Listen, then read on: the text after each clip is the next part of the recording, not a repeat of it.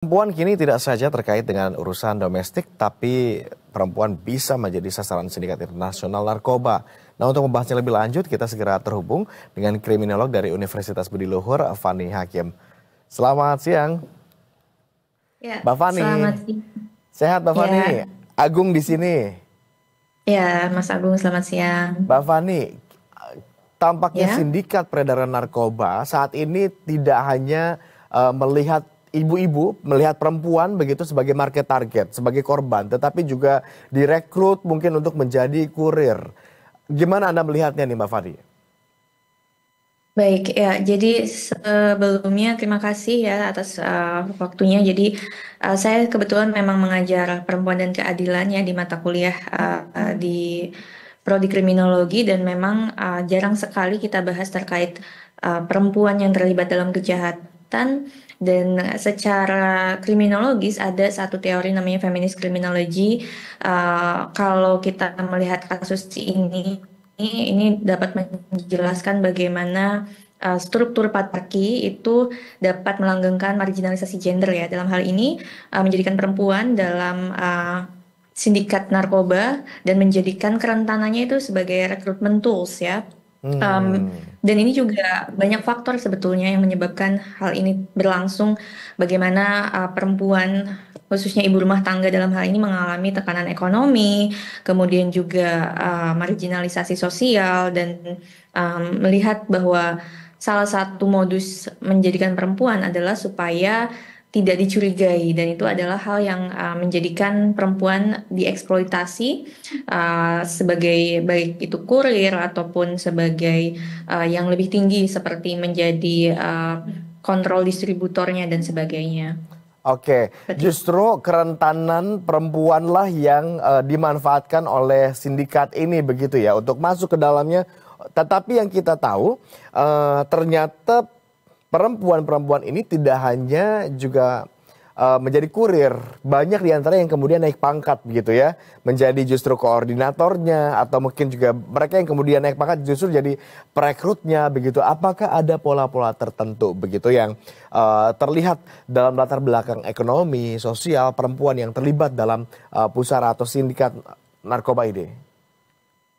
Ya, kalau secara kriminologis kembali ya dalam teori feminis kriminologi tentu uh, menjadikan perempuan sebagai agen dalam sindikat narkotika ini bukan hanya sebagai kurir ya, tapi juga sebagai recruiter, sebagai koordinator dan kontrol distributor itu sebetulnya bagian dari apa namanya manipulasi yang dilakukan oleh yang lebih tinggi dari mereka posisinya, dan hal ini terjadi karena memang secara struktural gitu ya perempuan itu yang berada di ranah domestik itu mengalami kemiskinan yang lebih tinggi, dan juga dalam hal ini di mana ada riwayat viktimisasi sebelumnya yang kemungkinan mereka pernah mengalami kekerasan, baik itu kekerasan fisik maupun kekerasan psikis di keluarganya. Belum lagi adanya pihak-pihak yang membuat mereka bergantung ya, bergantung secara ekonomi, menjadikan mereka tidak bisa lepas. Bahkan ketika mereka harus mengerjakan apa ya pekerjaan yang lebih berat, dalam hal ini merekrut dan menjadi koordinator dan sebagainya, itu juga membuat mereka sulit dari lingkaran tersebut. Nah, ini adalah sebetulnya bentuk kekerasan juga seperti itu. Oke, dengan kata lain Mbak Fani, mereka perempuan-perempuan yang pernah mengalami penyiksaan atau kekerasan psikologis, kekerasan fisik begitu di lingkup keluarganya, juga mereka yang punya tekanan baik itu batinia, tekanan ekonomi dan sebagainya, ini cenderung lebih besar chance-nya untuk terjun ke apa namanya, ke tindak pidana seperti ini begitu. Betul, karena tidak jarang ya perempuan yang terlibat dalam kasus seperti ini itu juga merupakan bentuk eksploitasi dari pasangannya. Jadi mereka tidak serta-merta bergabung dengan sindikat tersebut secara sukarela. Bisa jadi mereka atau kebanyakan kasus itu menunjukkan bahwa mereka direkrut oleh pasangannya sendiri, seperti Oke. baik itu ya suaminya, pacarnya, atau relasi seperti keluarga, kakak, adik, dan sebagainya. Ini datanya ada gitu bahwa mereka kebanyakan justru direkrut oleh pasangannya sendiri begitu.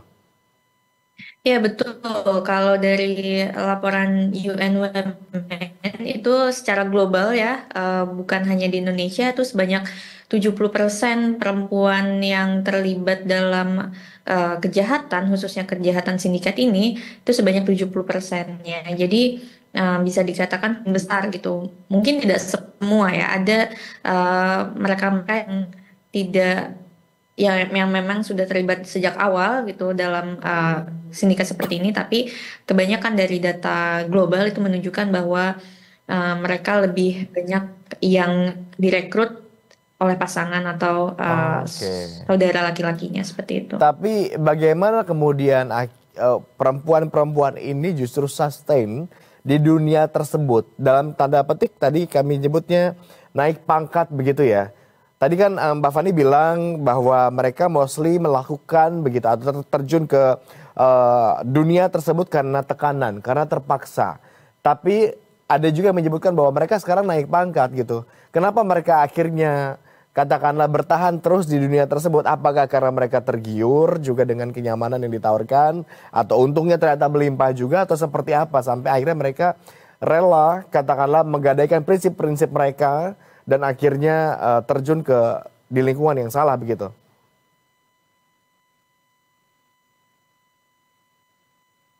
Ya, betul. Salah satu alasan kenapa mereka bertahan itu salah satunya adalah karena memang mereka mengalami keadaan ekonomi yang sulit gitu ya, sehingga ketika mereka mendapatkan keuntungan yang besar itu membuat mereka apa ya, istilahnya menggatekeep gitu, sehingga mereka tetap berada dalam sindikat tersebut. Dan kebergantungan mereka ketika mereka tidak punya sumber ekonomi, sumber penghasilan lainnya, mereka akan tetap terus berada dalam lingkaran tersebut, sehingga mereka akan sulit ya mencari sumber ekonomi lain atau mencari apa namanya pekerjaan yang lebih baik dan legal Seberapa bagi sulit, mereka. Mbak Fani? Seberapa sulit untuk keluar dari lingkaran setan tersebut katakanlah? Eh, Sulitnya itu karena ketika mereka sudah berada dalam apa ya lingkungan tersebut, mereka merasa bahwa ketika mereka keluar itu akan ada double burden yang bisa jadi orang-orang tahu gitu ya mereka sudah menjadi bagian dari sindikat dan akan terstigma. Dalam hal tersebut membuat mereka apa ya Baik. merasa sudah terasing dari dunia yang Ah, menurut mereka lebih apa ya aware lagi untuk oke. terhindar dari kejahatan. Terakhir singkat saja mungkin bagaimana dengan sistem peradilan di Indonesia? Apakah sudah sensitif terhadap kondisi khusus perempuan dan khususnya kasus narkoba dalam kasus narkoba ini? Ya, secara penegakan hukum mungkin bisa dilihat masih apa ya, masih belum ada sensitivitas gender karena melihat faktor yang menjadikan perempuan dan laki-laki menjadi pelaku kejahatan khususnya dalam hal ini adalah keterlibatan dalam sindikat narkoba itu belum dilihat dari latar belakangnya.